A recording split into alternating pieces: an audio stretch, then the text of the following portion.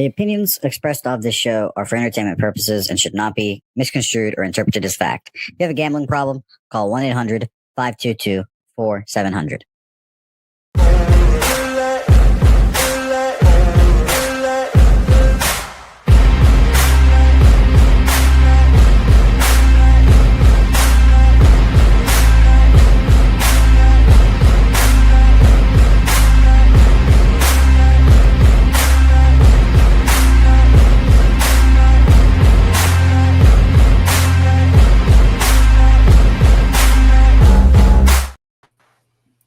Happy Saturday. Welcome to week 9 of the Tailgate right here on Pub Sports Radio. Man, you guys, you could be anywhere in the world for Saturday mornings in college football, and you're right here with me, my guy Guns Picks, Wine Time Sports, and Moose Money Bets on Pub Sports Radio. Thank you guys. Man, hit the like button and share the video because we're going to get going right now. You know how it goes. There's no time for pleasantries here. Let me go ahead and find these graphics and get our first game up. But boys, By the way, Daby, you know you have a good show when people are bitching about us being late. So, I mean, people just want to see our stupid asses. Bitching about what? They're bitching about us being late. We're being late. Holy shit! We're 3 minutes. We're 3 minutes early right now. They're like, "Oh, he's late. They're late again." Hey, let me give a quick shout out to the chat. Julian Cesario, my guy, my SoCal brother, right there. Good morning, fam. Best college show out there. 999 Dono. I got a shot poured out for you, my guy. Shout out to you. Can't wait to kick it here with you in a couple months in San Antonio. Hell yeah, that's my dude He's right there. hammering booze at 7 a.m. Pacific today. Shit, you say why we're late, man. It's because I feel like fucking Dolph, man. I'm having talks with my scale, guys. Today we're weighing this shit out. We got a lot of action, a lot of money to be made, man. I'm back there just fucking ready, boys. Shout out to Stacks in the chat. I see my guy. You know, it's all love, even though you're on LSU, man. Chef Tony, there's my dude. Kelly, good to see you, Kelly. Nuke Worker, our guy, man. Phil the Kill. Everybody rolling in, man. Crippy, Ron Lofton. There's my dude. Razor man. Shout out to the Razor's Edge going 2-0 on Monday. I know he's been rolling since then.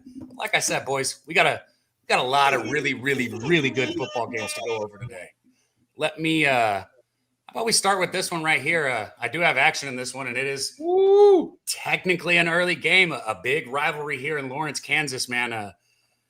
You know, early in the season, I think Jimmy said Kansas State was a 5.5-point favorite in the look-ahead line, and now you got Kansas sitting at 3.5. They were a 2.5 all week, you know, and then finally moved through the 3. And luckily, I got in on that 2.5. I know my dude Wine Time got in on the 2.5. I'm on Kansas here. I think Jalen Daniels has a big game. I thought about putting Jalen Daniels over 2.5 passing touchdowns. This is going to be a situation for me where, you know, I've seen Kansas State go against a team like Kansas that has a subpar defense and still lose the football game like they did with Baylor, right? I think that the home field is going and the rivalry, the home field, there will be enough energy to get this Kansas defense to find a way to make a couple stops. And if Kansas's defense can make just a couple stops, I think Jalen Daniels in this offense is going to be rolling. I'm on the Jayhawks here. Give me Kansas. Basketball hasn't started yet, but it don't matter. Kansas Jayhawks. Wine Time, take it away. I'm right there with you. I texted this group chat of us 4 on, I believe it was Monday. I said, get in on them right now. Iowa State and Kansas was the first 2 bets I placed all week.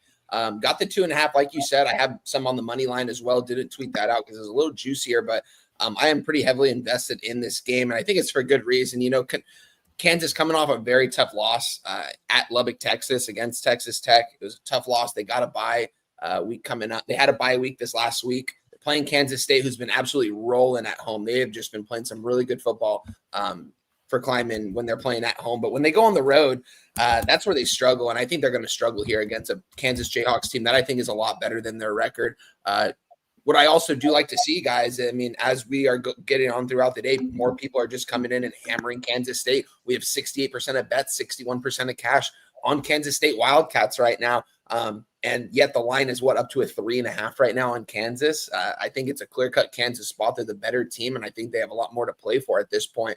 They can win out and still maybe get to a Big 12 title. Not saying they are, but I'm just saying that still has to be on their mind here. Jalen Daniels absolutely loves this university. He's been here his whole 5-year career with this head coach, with this quarterback coach who's now his OC. I think they're going to have themselves a big game. There's a reason why his over 1.5 touchdowns is minus 150 right now. That's why Cab alluded to maybe taking that 2.5 at plus 180, because I do like that as well. But I'm strictly on the money line, and I'm on Kansas minus 2.5. Give them to me all day long. You muted.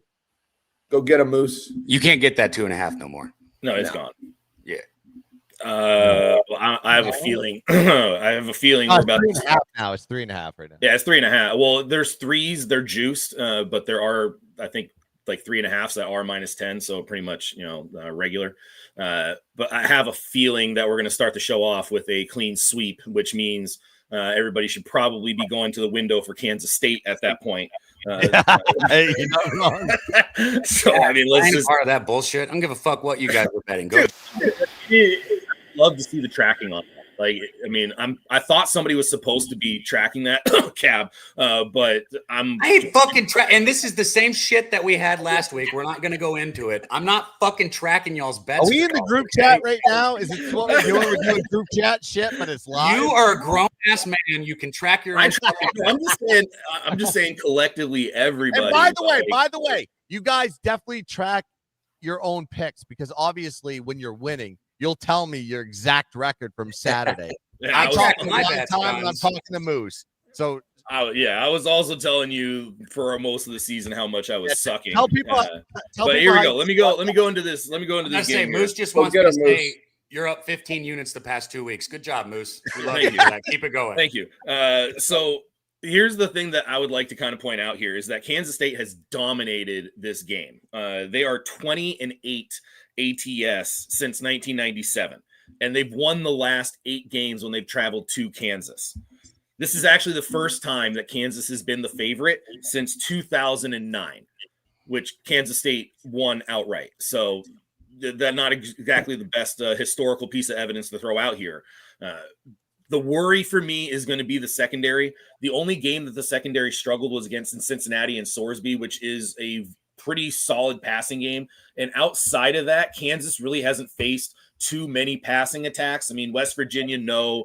UCF, no. Missouri, no. Wagner, no. Francisco State, no. Last week, they faced Texas Tech, and they did not exactly play poorly, but they also didn't play all that well. They gave up way too many easy first downs. They gave up way too much yardage, and Texas Tech kind of had their way with them. It also didn't help that the offense didn't do anything at all, so the field position battle went their way. But at home, Kansas has played much better. I'm just concerned about the passing defense. That's the main thing I'm looking at, because Kansas State has actually gotten significantly better. When they bring in a new OC that has had a historically very good passing attack, that is going to take trend very quickly, and it did. So you're seeing Avery Johnson throw the ball significantly better. That is my concern here. So if you're going to the window for Kansas State, that would be something I could have confidence in.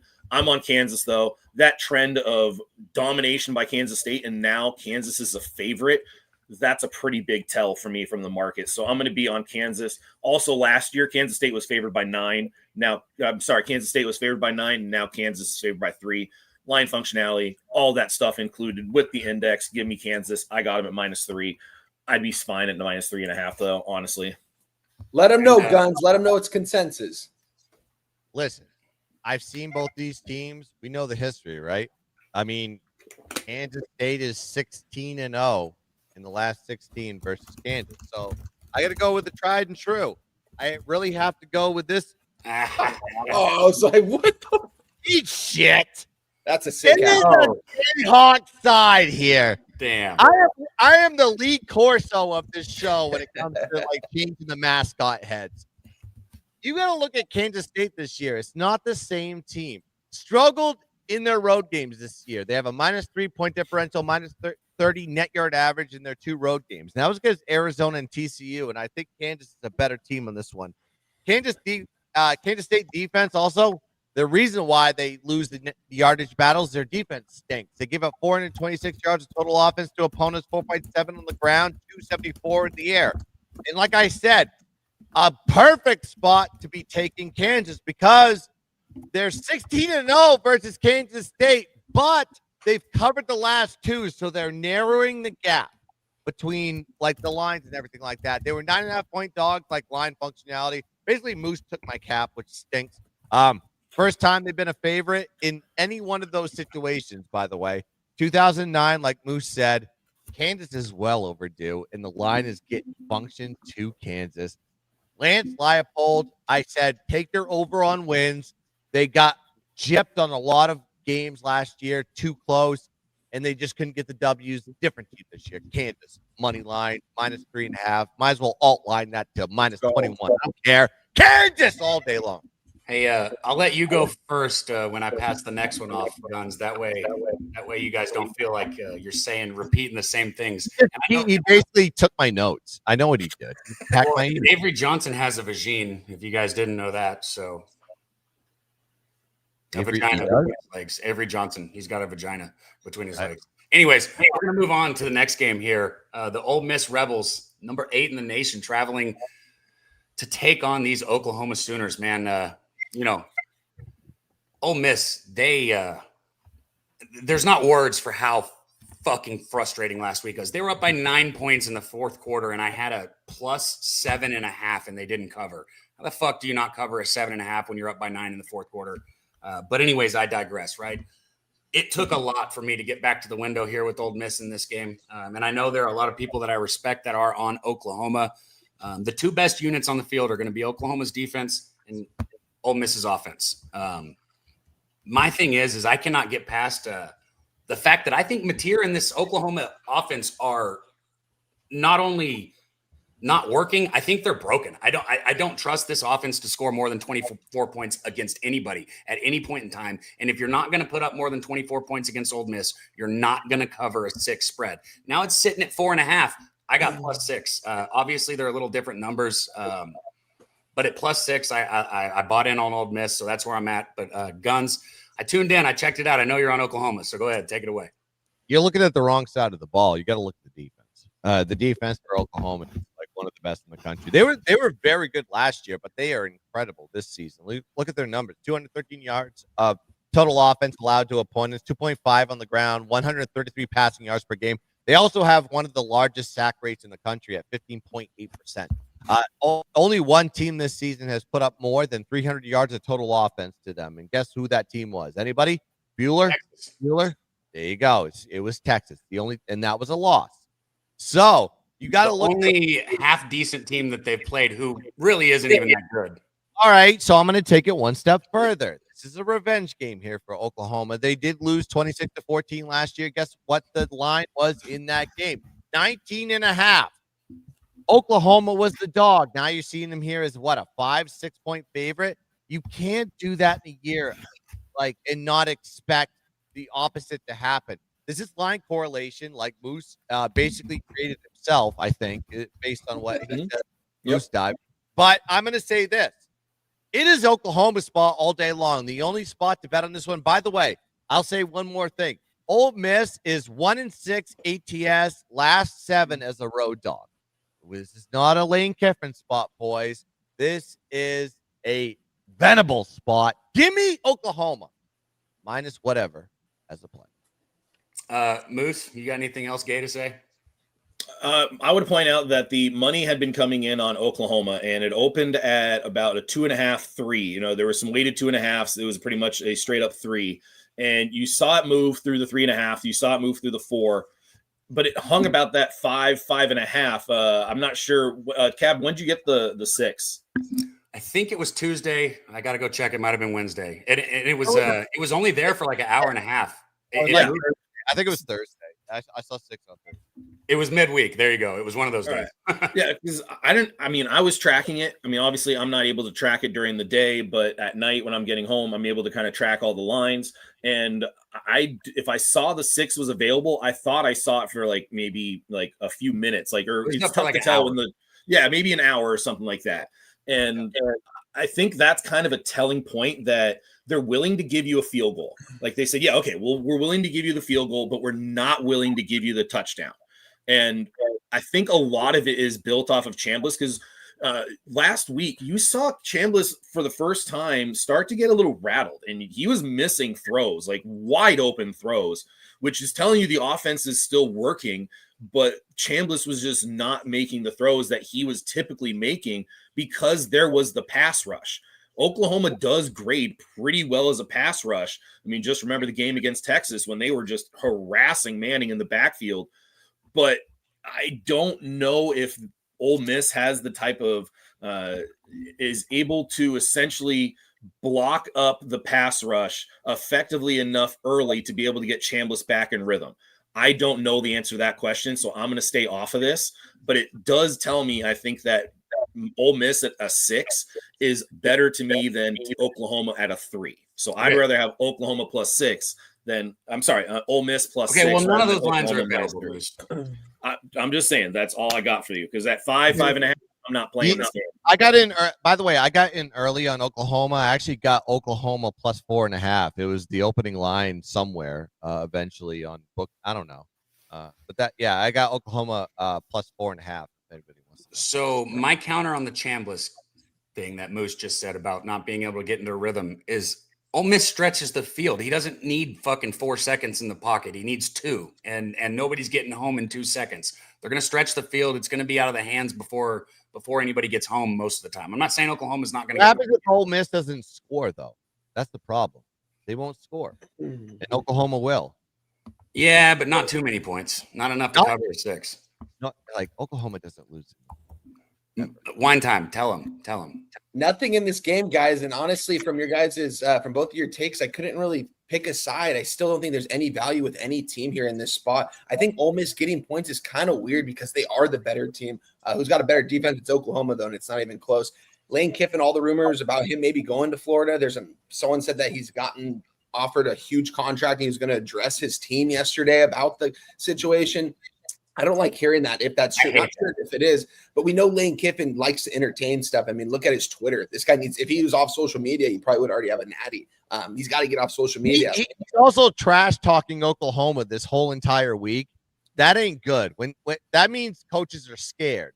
It doesn't mean that they're like, if you're confident you're going to win a game, you don't say shit. You're just going to go out there and win a game. But I'm telling you, Lane Kiffin is. You guys know me too. I'm a Lane Kiffin disciple. I love Lane Kiffin. I think he's a great offensive guru. I think he's a great offensive mind. All that stuff as a recruiter.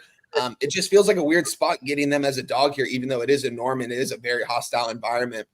So the place should be rocking. But I couldn't find a side on this game. I kept looking at it all week, and I just couldn't come up to anything on it. So pass for me. I will add one of the major advantages would be Oklahoma, potentially their rushing game. So if you wanted a prop, you could look at Blaylock as a rushing prop. I was kind of looking at that, but I didn't take it because the offensive line for Oklahoma does have injuries. Oklahoma does have some significant injuries on the offensive line. If there is one injury to one of their tackles, they could be potentially down to 0 backups at the tackle position. So if there are 2 injuries to the tackle position, they're going to start using guards and centers at the tackle spot. Yet the line keeps moving up to Oklahoma. That's weird. Is there expected? Does anyone have the weather report pulled up for this game? Our guy, Water Cooler Talk Sports, our guy Nick Frazier said weather will be more than likely play a factor in this. Wind, maybe. Yeah, I would say Oklahoma's probably wind. Yeah, got it. That's going to favor Oklahoma too, because if you can kill that air raid, that like what Ole Miss wants to do, Oklahoma will just run the ball on you. So yeah, makes sense. Hey, real quick, guys, we hit that. What was it? 250? What did I ask for? 250. I think we got 251 at one point. Yeah, we got 251 at one point last week. So we did a giveaway, and shout out to the guy that won the giveaway. We get 275. We'll do the same thing this week. So yeah, and whatever Cab puts on, I'll double it too. So $3,000. By the way, somebody in the chat mentioned take $25. Just kidding. Somebody in the chat mentioned take the under in that Ole Miss Oklahoma game. I'm looking at the line right now to see it's 51.5 open, but it's still going up to over. So just be careful.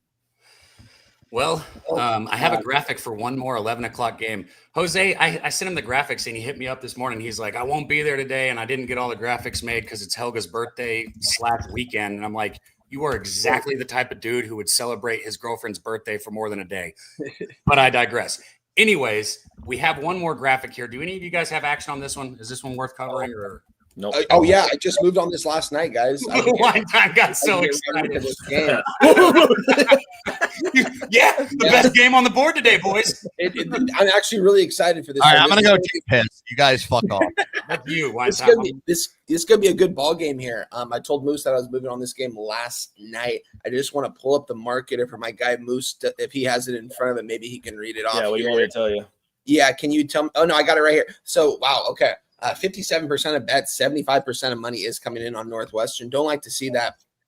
But I do think that Nebraska, this team is just overrated. I've said it from the start of the season. They should have lost to Cincinnati in that first week. They took a crazy bad loss to Minnesota. They looked bad that entire game. And I don't know if it's just me, but I think Matt Rules and what that OC is doing over there, Dana Holgerson, they're trying to run what the Kansas City Chiefs are running on offense. It's just not working. Dylan Raiola does not look good in the pocket whatsoever. I mean, the reason why he was sacked so many times in that Minnesota game is because he stepped up into the pressure. This kid is not good. This kid is not ready for the NFL by any means. I don't want it. The fact that in the beginning of the season that this coach and this player came out and said it's national championship or bust. Here they are now. I don't even know if they win 8 games. And if they don't win 8 games, I don't want to hear Matt Rule getting interviewed anywhere because he needs to worry about this job in Nebraska with the kind of NL money that they've pulled in the last couple of years since grabbing him. I think Northwestern could potentially, they're not nearly a better team and they don't have the better athletes on the field, but this team's been grinding all season long. I've seen them play some really good football, give or take. I mean, okay, beating UCLA, nothing crazy. Penn State, we know Penn State's not that good, but they're still getting it done. Their defense is playing really well. Preston Stone's got to limit his mistakes. I'm not a big fan of him, but he's also at the same time, he doesn't need to do too much in this offense to have it hum. They need to get to the running game quick. I think that they could potentially win this game outright. I think 7.5 points is kind of a joke at this point. I don't think Nebraska should be a 7.5 point favorite against anyone in the Big Ten, not alone a Northwestern team that's playing really good. They've got a good head coach. This is his second actual full year with Northwestern when he took over his interim 2 or 3 years ago. He won 9 games. I like everything this team's doing. I think Northwestern gets these guys outright, but I took them on the plus 7.5. Man, so many people in the chat rolling in. I got to shout out real quick, man. My dude Nutflush, he's giving you love for those team totals because Nutflush, big day yesterday, right there. Like 100 viewers on that cap, by the way, just because we're talking about. Well, and at that point, we're actually up over 130 already. So shout out to good cap. It was a good cap, but like nobody gives a shit about Northwestern. Well, hey, we care about making money. Yeah, right. And between let me bring up a Matt game then. Can we do that? Hey, I'm all for it, Guns. We'll do that later. Keep going. But while I was going through the chat, guys, I wanted to hit my dude Galactic High, man. He had some serious health problems, and we were going back and forth. This has been one of my guys since I first started doing this, man. We shot bets back and forth, and he's got kids, so I'm glad that you're doing better, Galactic. Stay healthy, my dude. We need you here with us, capping with us. So shout out to you. Shout out to Nick. He said Nebraska 7.5. And then our guy Kevin, man, he said good morning from Lakeland, Florida. Good to see you, man. Share that video and get it out there. We do this every Saturday, man. We come up here and do the best we can to bring you guys good information and good bets. So let's keep this thing rolling. So any other 11 a.m. games, Guns? Daby Cab, I just want to touch on something really quick. Shout out to our guy Gorky. He did say there is rain in the forecast in Norman, Oklahoma. Just checked. Yeah, 85% of chance of rain pretty much throughout the day today. Wind gusts up to 10 to 12 miles an hour. Nothing too crazy, but that rain might be something. I'll say this. Rain doesn't hurt a total. Wind does. Wind hurts totals. Rain does not. Rain can make the game a little bit more enticing because the ball gets slippery and you have changes in the field in a lot of those cases. So just be careful with the total on that one. And there's a reason why the total keeps going up, even though there's rain in the forecast. So be careful if you're taking the under in that game. Nutflesh said no. My team totals. My bad. Yours too. I know. My team totals went 2-0 yesterday. So it was a magical day yesterday. These guys know how stoked I was in the group chat. I was on cloud 9 for a little bit. Shout out to you guys in the chat though for joining us. Where are we going to next, Cab? Do we need I can put while you intro it, I can put it up. Should we do the Purdue Rutgers game real quick? Because didn't you have that one as well? No, I don't have anything in that game, but I think our guy Moose Money Bets does. I got one. Okay, Moose, I'm going to make a little a banner for everyone. If you want to go ahead and take the Purdue Rutgers game, Moose. All right, let me tee it up here. Rutgers is on the road, 3-4, taking on 2-5 Purdue. If you thought it didn't get any worse than the Northwestern Nebraska game, Well, here you go, Guns. It gets a little bit worse. Now we've got Rutgers and Purdue, but Moose has been killing it and has the best bet in it, so we got to hear it. All right, so if we look at the index, because I'm just going to kind of go through how my process works for the game. The first thing I want to check is I want to check the index and see what's going on with it. And you look at Rutgers. Rutgers on the index is favored about -1.5, -3, pick'em, -3, and then a preseason ranking on it has them as a -11.5. So I have Rutgers should be somewhere between a 1.5 and a pick'em, maybe a 2. And I check and I see that it is a little bit higher than that. I believe it opened at a 3.5, 3. And I started checking the market. So the market comes in and the market is telling me that you have 56 at this point. It is now 56% of the bets are on Rutgers.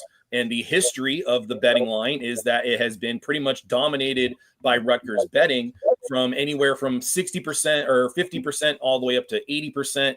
And the money is in a very similar mode. It is close to about 50% up to 60%. But that line has not really moved all that much to Rutgers. You've seen it kind of hover around that 3-point line, and that's a pretty solid sign to me. I also kind of like the idea of Purdue at home, Rutgers on the road. Rutgers coming off of a game where they kind of got beat down by Oregon at their own homecoming, and now having to kind of travel out to Purdue.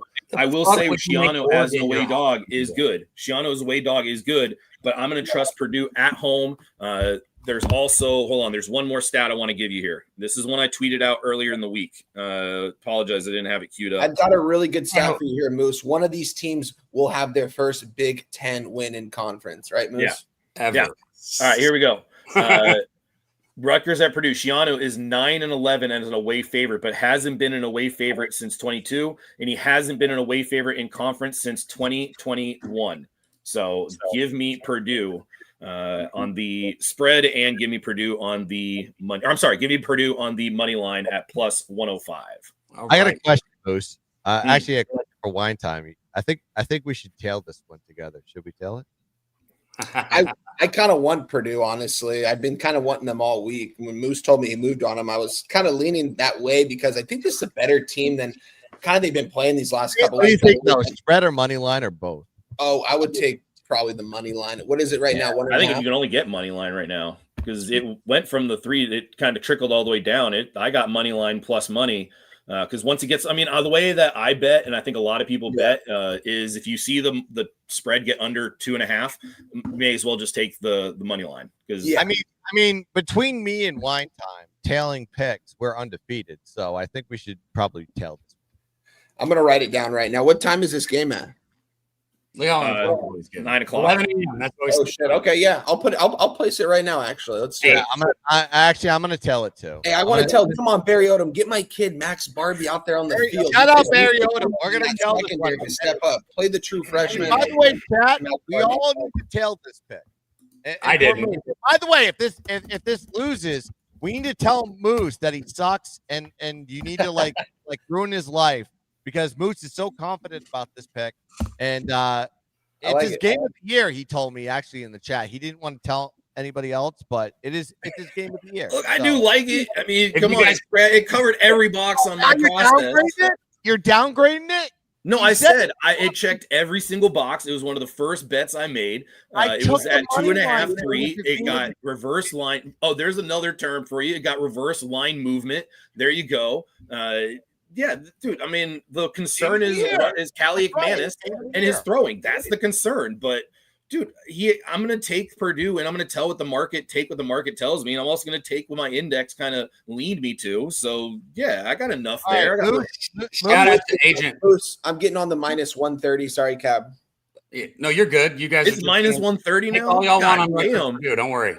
All right. Well, if you want, use the whole show. Rutgers, Purdue. It's all good. But shout out to Agent Parlay right there, grabbing a membership, man, and all the members in the chat. It means the world, man. Wine Time's taking a shot with you. I need to roll something up with you guys, man. But shout out to you and all the members, man. It's one person that holds us down on this channel, so it means the world when you guys support. Shout out to Kelly. Kelly said SMU 3.5. That is another early game. Here, let me throw this last one. I made this banner because, like I said, we don't have all the graphics. I did not bet South Florida Memphis, but this is a big game with huge implications for college football playoffs today. At 11 o'clock, we've got two teams taking each other on, where whoever wins is most likely going to be one of the 12 that we see in the playoffs. I kind of want Memphis, guys. I want Memphis as a home dog. I feel like the public's piling in on South Florida here. You know, they've seen South Florida on a massive stage, whereas Memphis really they haven't seen here.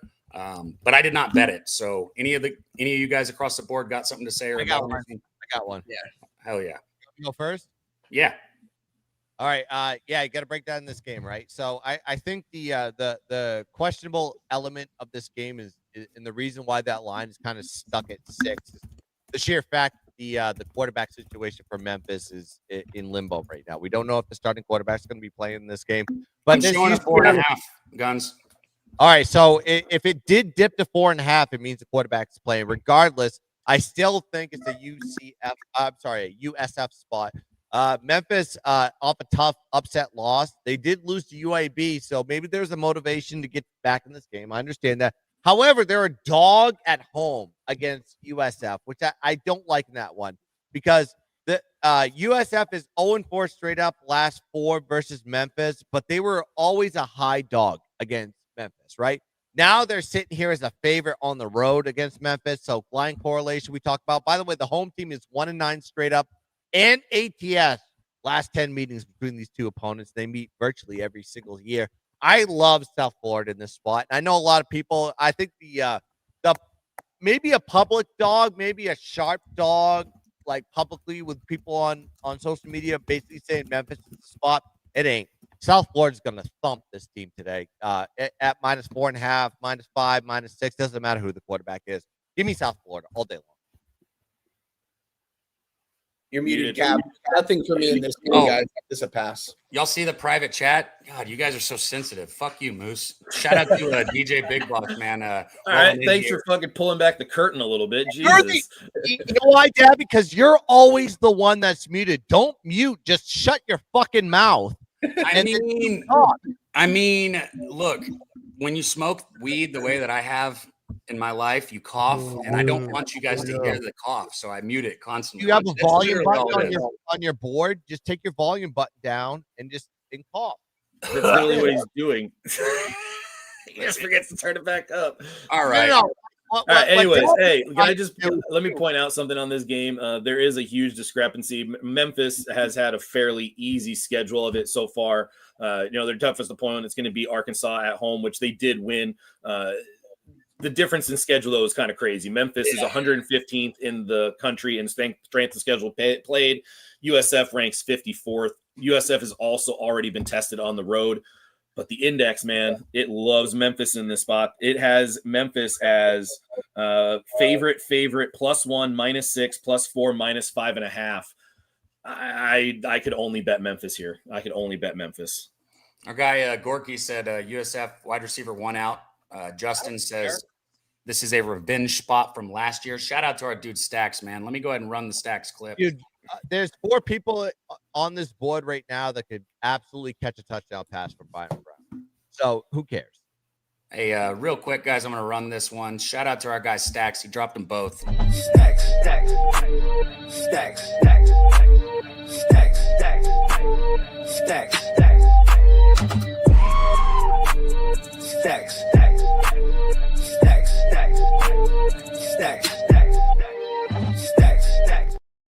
We got I like Stacks 1 a lot better than Stacks 2. I'll say that. So, Cab, can we go to Iowa City for this next one? Absolutely. Let me see if we got a graphic for this one. Got it right here, my friend. Beautiful. Let's go right to Kinnick Stadium in the beautiful Iowa City, where me and Moose will be at a Big Ten game sometime next year. Got to check the stadium out. Listen, guys, this is a matchup between 2 pretty good coaches, if you ask me. You got a coach that's been there for forever and a guy like PJ Fleck that wants to be at Minnesota for forever. And it seems like I don't know who else would be able to win at Minnesota the way this guy has been able to win 7-8 games consistently these last couple of years. And with the talent that he brings in, with the NIL money that he has, it just doesn't – I don't know how he does it. He does it with his coach. He does it with building cultures. Someone asked him make this quick, but they said, give me a non-Cliff Notes version of how to build a culture. And he sits there for 15 minutes in the press conference talking about how he's building the culture. But he's like, you should go ask Coach Kirk because that guy knows how to build a culture. And that's what this guy does, Coach Kirk, man. They brings in John Lester a couple years ago. We thought we were going to see a more fast-paced offense. Coach Kirk still has his fingers on this offense, but it's for a reason. He likes to be conservative. He doesn't like to make mistakes. That's one thing Iowa will never do is get flags, put themselves into harm's way by getting into trouble with flags, penalties behind the sticks. And it seems like they always play the game the right way and the smart way. They're going to kick it on third and fourth and short, or fourth and short most of the time, especially even if they're in field goal range. They just want to pin you back because they know their defense is out there. One thing that you guys have to keep in mind is this offensive line. I mean, this might be the best offensive line in all the Big Ten right now. I mean, I don't think a better offensive line right now. We saw them hold up really well against Indiana, and these guys are some big boys out there. All these guys from Iowa eating that corn out there, you know what I mean? Eating that good corn. I think that this team is set up for success the rest of the season. Came on here last week. I told you guys I threw $200, sent a picture to you guys on Iowa to win the Big Ten at plus 10,000. It pays out $20,000. The only thing that's in their way is Oregon. Where's Oregon playing? They're playing in Kinnick next week. Or in 2 weeks, I want to say. I forgot which one it was, but it doesn't matter. There's a reason why the spread is like this for a reason. Iowa is not double digits better than Minnesota, but Minnesota coming off an emotional home win against a ranked team in Nebraska last Friday. They're going to a very hostile environment. Iowa's the only team that probably could have and should have beaten Indiana. They were winning that game in the fourth quarter. The fact that they had the lead in the fourth quarter is absolutely wild. I think I like everything they're doing down there. I think Coach Kirk is one of the best coaches in all of college football still. There's a reason why he's been here for forever. And I think I have 4 units on this game, guys. We have Iowa, Virginia Tech, moneyline parlay. Virginia Tech just got it done yesterday, plus 100. So we need Iowa. We also moved on Iowa, ASU, moneyline parlay, minus 130. We also moved on Iowa, minus 8.5, minus 110. We moved on the under 39 at minus 110.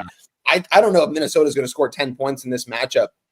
Lindsey is, don't get me wrong, I think he's got a lot of good years ahead of him. This guy's going to be playing in the league one day just from his size and the way he can throw the ball downfield. But I think that there's going to be some mismatches out there, especially on the defensive line from Iowa. I think they're going to put him under some pressure. And Lindsey can't run. That's one thing he can't do. We know Gronowski's going to take off and run, and he's going to have those open holes. They're going to do what they have to do. They win this game by double. One time we got it.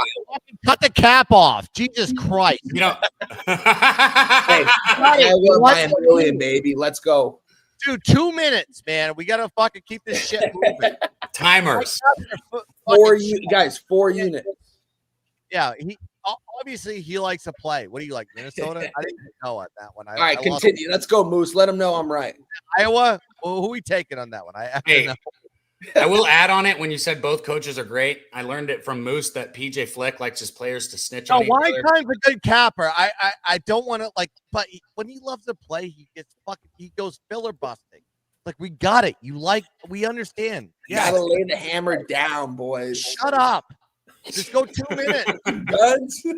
You don't pick like Wine Time, by the way, has never put out a video that was less than 1 minute. And I have to do it daily. So when I hear somebody going over 2 minutes. All right, Guns, you're taking too much time. Moose, let them know if I'm right or wrong in this one. He's right. I mean, look, Iowa, obviously, with line functionality, can kind of play place. They brought it all the way up to a 9. It didn't get to the 10. I kind of thought that was a little bit of telling. It looks like there might be some buyback to the 8s, the 8.5s. I actually don't hate Minnesota here, but the play that I think is the best look, I'm not on it, would be the under. This series has gone under. It's been an average about 40 points. The last 4 years, it's 2-2 to the under, but it's a game total of about 40 points. It's 2-2 because these game totals are set in the high 30s. And that's where it is again. So I'm off of it. Iowa has absolutely dominated this matchup. It's been a 11-2 straight up run with a 9-3-1 ATS. It was absolute dominance last year. It could have been much worse last year. They took their foot off the gas pedal, but it was also Caleb Johnson as the entire offense. I like Iowa in parlay. I like the under a little bit better, but I am off all of that. You got action on this one, Wine Time, or Guns, or no action? I got action. What? I'm gonna go against. Yeah, we're aware. We got you. Are you on Iowa or Minnesota? Guns, can you just do me a favor and just tail me in this? Tail me with this in Arizona State money line parlay. Thank me after. Are you in Minnesota? My God, this guy. All right, let's bring on our next guest. We got our guy hanging out backstage right here, guys. I really didn't know. Dude, Yeah, you made my ball going long. Iowa minus 8.5. Iowa money line with VTech. Iowa money line. Iowa, with 100%. Yeah, I'm with. Yes, Iowa. It's an Iowa line because correlation happens because I think they were like minus 2.5 on the road last year. Back home, they're minus 9.5. Yep. Aggressive, and then you have Minnesota off a big win. Yes, Iowa all day long. Let's go. Yeah, that's how you do it in a minute, you idiot. Speaking of doing it in a minute, I know this guy's going to fire a ton of bets at us right here.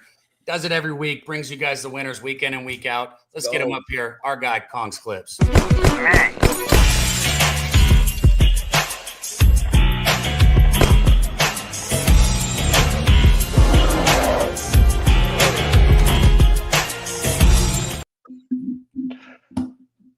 Happy Saturday, people. Kong Slips in the building. Let's get ready for this beautiful Saturday. Coming at you with some heat. Let's keep it going. I am on Kansas -3 with the boys. I'm getting -126 on that. I think they're the better team. I think they blow Kansas State out. Give me Kansas minus the 3. Bought down to the 3. Didn't want to lay the hook. But I think it's a good win for Kansas. Virginia, first half, -6, playing North Carolina. I think this North Carolina team is trash. I don't see Chapel Bill being in the house much longer at North Carolina. Virginia with a way better offense. Defense is a little sketchy, but I don't think North Carolina can take advantage of that. So I am on Virginia first half -6, -102. I am on Virginia full game -9.5, -115. Got that on Monday. Tweeted it out. Texas A&M laying 2.5. LSU. Give me Texas A&M, man. I've been preaching all year about Garrett Nussmeier not being the guy that they say he is. I think his draft stock continues to plummet. Give me Texas A&M to win this game at LSU at night. Yeah, the whole 9 yards. I like Texas A&M here. I think it's going to be a higher scoring game too. But I'm off the total. Vandy playing Missouri. Diego Pavia season, man. Give me Vandy laying the 2.5. Love this Vanderbilt team, bro. Catch my Diego Pavia props last week. This team's just got grit. I think that they're going to make a push for the college football playoff and give these teams something to look forward to playing. Diego Pavia is just a monster, bro. I'm also going to be on his rush yards, 56.5 rush yards, -115. And I'm playing his touchdown at -125 again this week. Look for Diego Pavia to tuck and run like he does, bro. USF. I'm on USF first half, -3.5. South Florida, first half, -3.5. Memphis's quarterback is still a true question mark as of about 30 minutes ago. I just think USF comes in, gets it done here, gets out. I'm also on the full game, -4.5. -110. These are lines that I played. Gave out South Florida earlier in the week. Line moves up. I get South Florida last night at 3.5 first half. Love South Florida here. Houston +7.5 playing Arizona State. I think it's too many points. I think the line might be down to 7 now. But I like Houston to cover here. Not playing the outright. I thought about it. But give me the touchdown and some here with Houston. I think they can keep it respectable. Iowa State playing BYU. You got the lower ranked team favored over the higher ranked team. This stat this year has just been unbelievable. So I'm playing it again here. Iowa State laying 2.5, playing BYU. I think they can come in here and get this win, and I think the bookmakers believe that as well with the way this line is priced. Give me Iowa State. Oklahoma, Ole Miss. This number did come down. I watched this number all week. I believe it was a 55.5 early in the week. Maybe it's due to weather, maybe not. Give me this under 52.5. This Oklahoma defense is the truth. I think Ole Miss comes out and slows down this Oklahoma offense as well. Give me a lower scoring game here. Lean Oklahoma to win the game outright. I think it's too many points with Ole Miss, so the side is sketchy to me. I did not move, but I will play this under 52.5 minus 110. Love this under. Plus money prop of the week. Going back to the Virginia game, Chandler Morris, 3+ passing touchdowns. This kid's dynamic. He's got weapons. 3+ passing touchdowns for Chandler Morris is plus 230. And that's where I'm at for the plus money prop of the week. 2-unit parlay of the week. I am on Virginia money line, South Florida money line, Vanderbilt minus 2.5, and Houston plus 7.5, plus 501. That's how Kong's Clips is getting paid this week. I do have a bonus play in the UFC, which started real early. Shout out to those guys at the Locker Room Talk podcast doing their thing right now on Pub Sports Radio. I am on Tom Aspinall in the main event. Big Tommy Aspinall to win in rounds 1 or 2, minus 130. Played that for 2 units. Also played Tom Aspinall KO round 1 for a half unit at plus 290. I think he comes in and gets it done, man. Makes a statement. John Jones finished Cyril Gahn in under 2 minutes. I think Tom Aspinall comes out and tries to do the same thing. Appreciate you guys for having me. Let's go out and make some fucking money today. Hit the like button, retweet the show, send it to a friend. Love you guys. Kong, I'm out.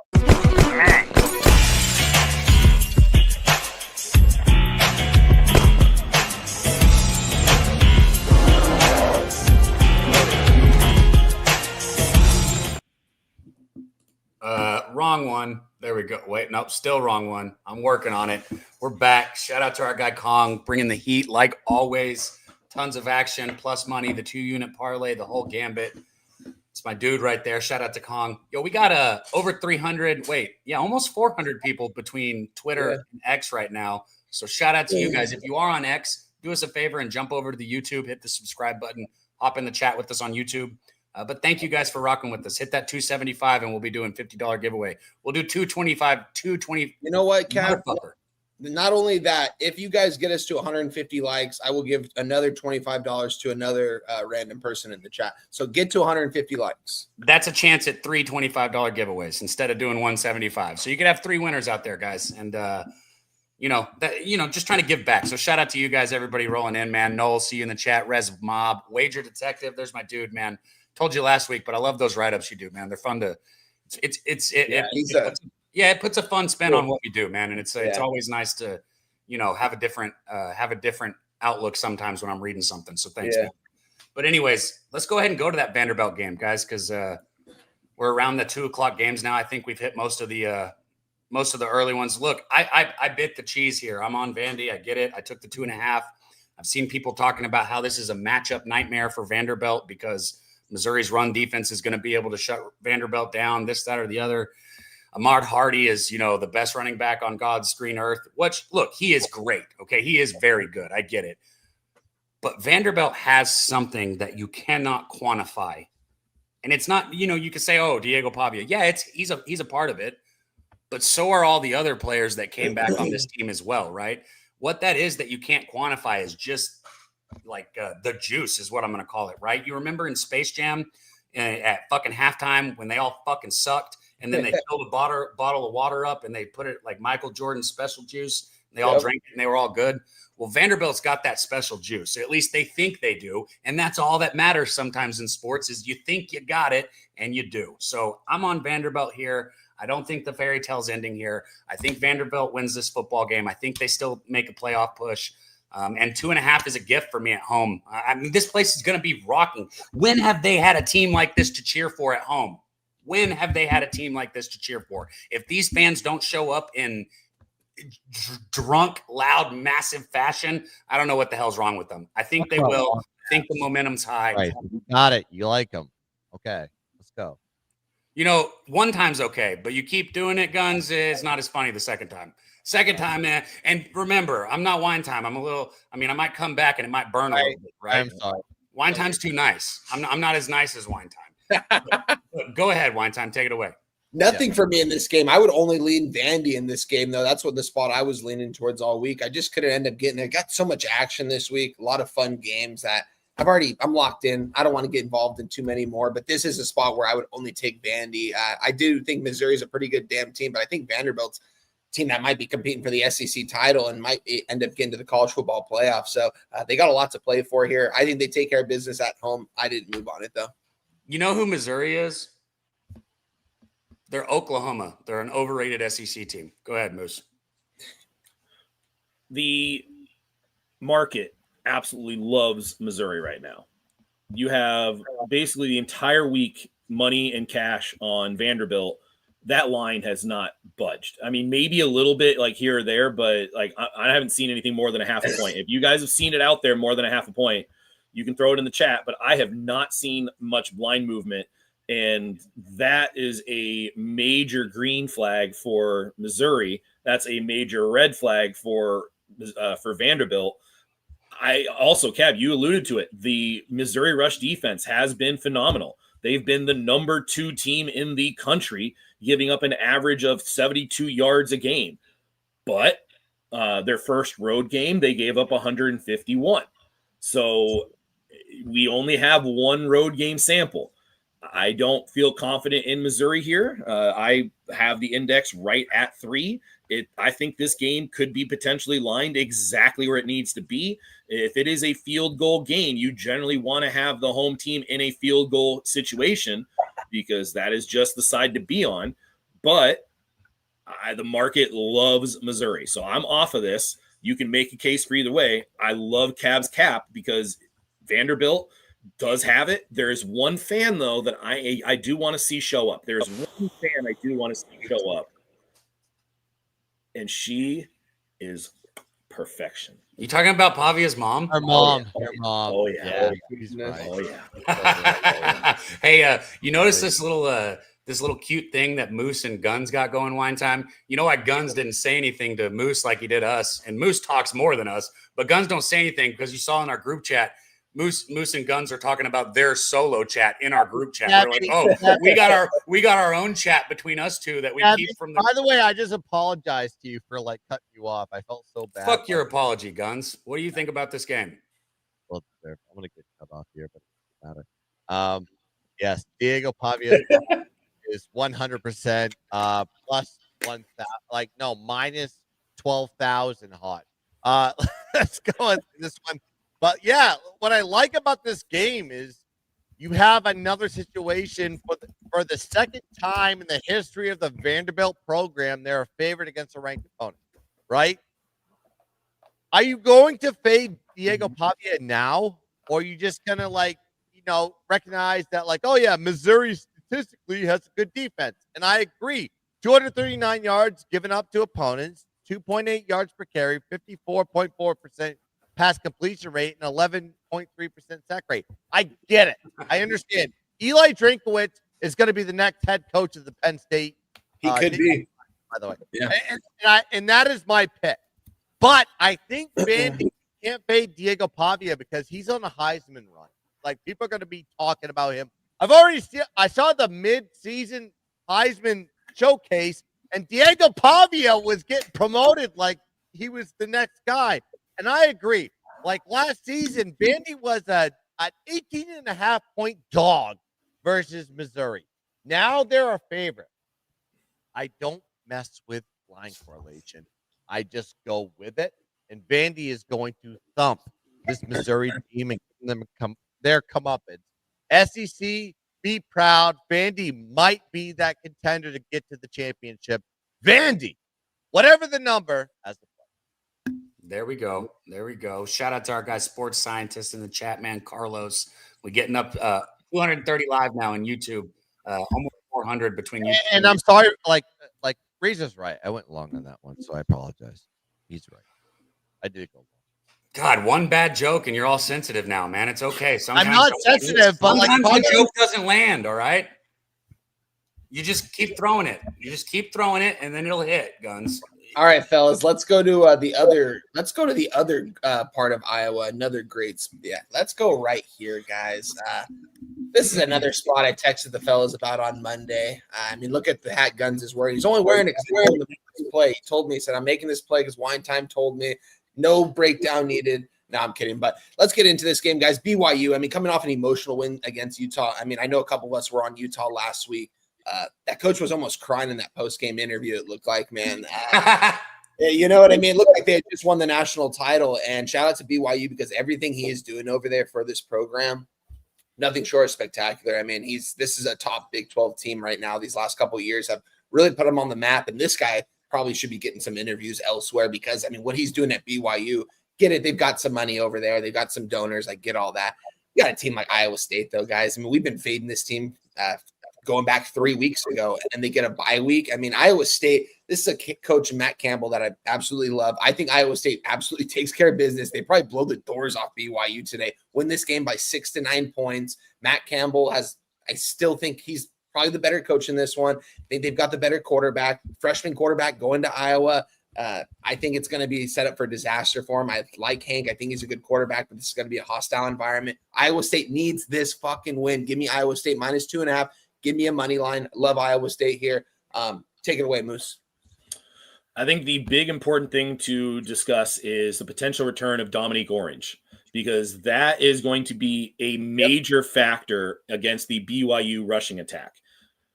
Also, you have to acknowledge it. Kongs has thrown this stat out there before. I don't have it offhand. So, Kongs, if you're still in the chat, if you're still around, the stat of going up against a ranked team as a home favorite. Yeah. And that has been one of the best trends. That is one of those trends that gets locked in the back of the brainium back there. And when you see it, you have to at least try to see, is that the side? How can I take this as a side?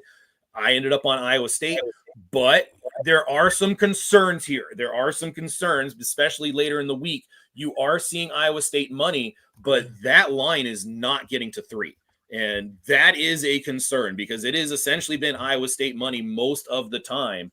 And you have seen the 2.5 hold almost the entire time.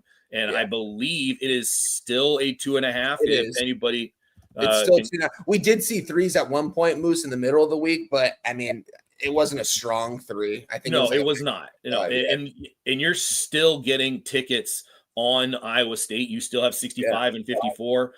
Even on the PFF tracker, it is also showing bets on Iowa State. And I don't try to use the tracking as much as I used to, but when both trackers are saying this is the side that is getting the cash and the tickets, that's probably the side that's getting the cash and the tickets. The line not crossing 3, extremely concerning. Potentially because Orange may not be completely healthy. That rush defense without him is not nearly as successful. That is my concern, but I am still Iowa State because that trend of the favorite at home against the ranked teams, you just play that almost every time. Yeah, Moose touched on it. Dom Orange, this guy's going to be going into probably the second round in the NFL draft. I mean, this guy is a monster on that defensive front. I heard he was practicing this week. That came from Matt Campbell's. He said that in his press conference this week. I think that's big news. Guns, you got anything to say about this one? I do, and I want to just argue with the chat a little bit. I know Razor's put stuff out there. He goes, remember when Duke was a home favorite against Georgia Tech? Different dynamic though. With Matt Campbell versus Diaz. Diaz, I would say isn't a proven head coach, but Matt Campbell is. And when you look at this game, I thought I'll just bring up what happened in the Holy War. All right. And that pissed me off because I thought Utah was the spot. And I was right because they lost the yardage battle by 103 yards. And they had a +2 point differential. BYU did in that game. That was a justifiable thing. However, BYU only capitalized 7 points off the turnover. you should do more with that, with owning the yardage, actually like being negative yardage and get the turnover ratio on your side. But Utah went on 4th down 3 times. Guess how many points they got out of those? 0. And they were like in BYU territory below the 30, almost red zone. You have to kick field goals if you're not going to be making it. So coaching decisions were the problem in this one. But Iowa State has a great offense, right? 439 yards total offense last 4 weeks, and they have a good run balance. So, like, you don't know if they're going to pass or run the ball. Rocco Beck is electric. The backfield is electric. And then the sure and true unranked home favorite versus a ranked road dog. It's over 60% if I know what the tracking I have to ask you guys this question. Has a team that's came off 2 straight losses against an undefeated team like this being the favorite? Has this ever happened? Like, I don't like this Has is like to.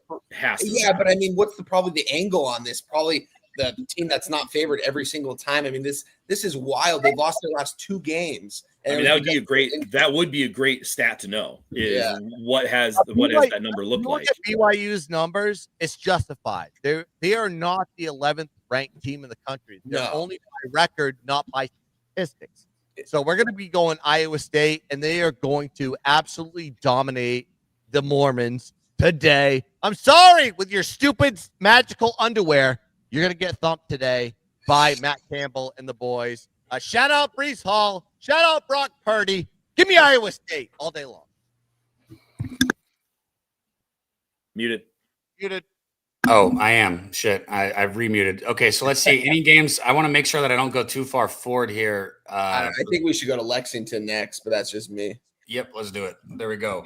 Number Lexington, 17, Tennessee, traveling to Lexington, Kentucky. Actually, where I was born. I didn't live in Kentucky for very long. I think I was like 6 months old when I moved away, but shout out to that. I didn't bet this game one time, so I'll let you take it away. Yeah, I'm on Kentucky here. I sprinkled that money line too at almost plus 300. I think Kentucky, this is going to be probably the SEC game that they win outright. Tennessee coming to town. Tennessee, I mean, why is this team ranked 17? Why is Iowa not ranked? Why is Minnesota not ranked? It's because it's an SEC bias, and people are still biased about these SEC programs because they go up against each other and put up good games. But this team is just because they're better. There's no way that Tennessee would beat Iowa or Minnesota in those environments. What? There's no way. In what, at home? You're saying what in a neutral? Iowa, yeah. How about neutral? How about neutral? It'd be close. Oh, but I would take those. I would take the blue collar programs all day long. I've never been a fan of this Tennessee program. I think Joey Aguilar is very fraudulent out there. I mean, how many pick sixes has he thrown this year? It's been a couple. And I think this guy has held this offense back, if anything, because their run game has definitely taken a step backwards this year, losing Dylan Sampson. They're still getting it done. This is a run-first offense always, but I just think it's a very fraudulent team. I mean, they lost to Georgia in Knoxville, a spot where, like, it's like if they're going to win a big-time game, that's going to be it. We know Georgia isn't that good this year either. I mean, they're still a good team, but, I mean, they're not a top-5 team that they used to be. So I don't think that loss is necessarily as impressive. I think Kentucky being at home, I think there's a lot of things to like about them. They play their best football at home continuously. I want to look at the market really quick because I didn't check on this morning, but currently sitting right now, we've got so much in front of me right here. Kentucky. Well, while you're finding it, I'll say it again, man. I got it. Sorry. 56% of bets, 51% of cash coming in on Tennessee. The line, if anything, has moved towards Kentucky. I got in at the 9. It's down to an 8 at most spots. We're probably going to see 7.5s eventually. I would get in now. This team, if they don't cover the spread, they win this game outright. So they cover the spread and win this game. I sprinkled that money line. I think Kentucky could easily beat these guys at home. Tennessee's not ranked after this week. Okay. Going after the Vols, taking them down here. I was going to say, though, everybody in the chat, man, I love our pace today. We're keeping it moving, getting to the big ones. But we've kept over 200 pretty much the whole time. Let's see. Let's hit it. Just, a handful more people. Everybody shares it with one person, and we'll be doing those giveaways. We got 3 $25 giveaways. If everybody hits the like button right now, you already got one of the giveaways from our guy Wine Time. So shout out to him and shout out to y'all. Guns, what you got on this one? Then we'll go to Moose. I do like the total on this one, actually. Like that's kind of like where I'm focused on this one because it's a very high total, like going into Lexington. You actually look at the overtime statistics. Total here is 55. Last year, I think it was like 45.5. So it's like a 10-point jump from last year. Over is 3-1 in the last 4 meetings between these two teams. Kentucky's actually 4-2 to the over this season and coming off a low scoring game. So it's kind of like, oh, you got the lowest of lows, stock kind of dropped, and you can go and take on a big total. Also, Tennessee over team. Last 7 games, 5-2 to the over in those situations, and they're off back-to-back unders too. So I think this is the time to go jump on an over. I like to buy stocks low, and you have an under team last 2 games with Tennessee that was an over team. Kentucky on the other side playing very low. However, Tennessee's defense, if you ever watch the defense, they give up points. And I think if there's going to be a time where Kentucky can actually score, it's going to be this game. But guess what? Tennessee's going to score back because Heupel loves to run that UCF offense and just run high pace. It's going to be an over, so I like the over. Moose, I go long. I think I went long. I'm sorry. Man, I'm all in your head, and I didn't even talk shit. No, no. The chat's in my head, not you. Get him, boys. I don't know what you think. Girls, boys and girls. If Kristen's out there. All right. Let me go through the system. I can do this quickly. Index has Tennessee as about a touchdown favorite. All right. That sides with Kentucky. You look at the line functionality from last year. Tennessee was a 17-point favorite at home. It is now a 9 on the road. That's pretty consistent. Okay, that seems like that's telling me to move along. You give it some time. You wait a little bit into the week, and then you check the market, and the market is coming in heavy on Tennessee, and you are seeing that index number that was at a 8, 9, 9.5, 10, where the index likes it, all of a sudden starting to drop, and it is going towards Kentucky. You are seeing some reverse line movement. I'm taking Kentucky here. Also, you look at some of the trends here from the series, from these coaches. Kentucky 5-1 ATS when a home dog of 7 or more since 2021. Tennessee 4-3 ATS when a road favorite of -7, but they are only 3-3 in conference. We've already gotten 2 very, very good sample sizes on Kentucky at home, where they were an 8.5-point dog against Ole Miss, and they lost by 7, but covered. They also were a 12.5-point dog last time out against Texas, and they lost, but covered. Tennessee coming in as a +8. That seems like that's right around those Ole Miss Texas numbers of we believe that this is going to be more than a touchdown, but I think this is going to be a lot closer. So give me Kentucky. I'm going to take the plus. I got +9. It is now down to, I believe, an 8. So I took the 9 and I sprinkled the money line. Let's go, Moose. Let's go. 40-15 all time at Kentucky is wild. Shout out to Wager Detective for dropping the stats in there. That's a wild line right there. Any other 231s before I move on, guys? I guess we could do this one here. I did see the Mississippi State hat on our guy Guns. And Guns, if you are on Mississippi State, I will have ears up because Let's do it. Fuck Texas. Am I losing people in the chat right now? Fuck Texas. Hey, shout out to Lex Steele. Said I got 1/10 of a 750 milliliter Sailor Jerry left. Shout out to you. I'm taking another shot for my guys here on screen. I love doing the show with you guys. Hey, we talk shit on screen, guys. It's all for fun, though, man. We love doing this, man. I love this shit. Shout out to you guys. We got to get paid today, though. Oh yeah, I do. I fuck with Wine Time and Moose a lot, but like these guys wake up 3 hours before us. They wake up at 6 a.m. and to join you. So give us a like. Like those are the workers. I ain't no worker. I'm a lazy fuck because I sleep till like 7 a.m. But like, let's talk about this game. Texas A&M and Mississippi State. Here's what I like about this game. Texas's offense struggles on the road, right? 290 yards of total offense on average, -39 net yard average, which means they get dominated in the yardage battle. They only average 17 points per game this season on the road. They're also 0-3 ATS in those situations.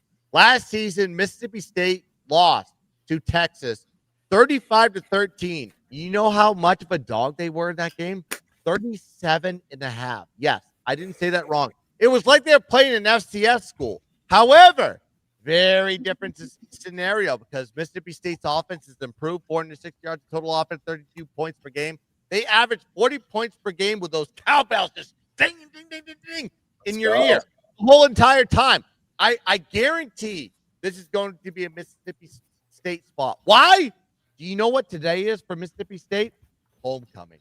Homecoming. Guess who they have? A Texas team that sucks on the road. Mississippi State's not going to just cover this spread. They're going to win this game outright. I feel it in my plums. I feel it. This is the best dog on the board. Give me the Bulldogs, baby. Mississippi State. Those Plus cowbells. 7.5. Salt pay that shit on the money line. Actually, you know what? Fuck the money line. Just put it in the money line. Dude, plus 230. That's it. That's the pick.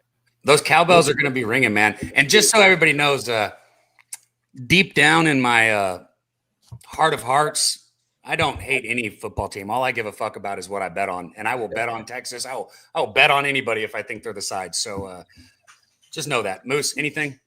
No, I'm off. Wine time, did you hit it already? I'm on Mississippi State +7. I'm right there with Guns. I think they might win this game outright. I think Texas is very fraud. I mean, can anyone tell me why this team is ranked over Iowa or like Minnesota? It just Got you. Their name is Texas.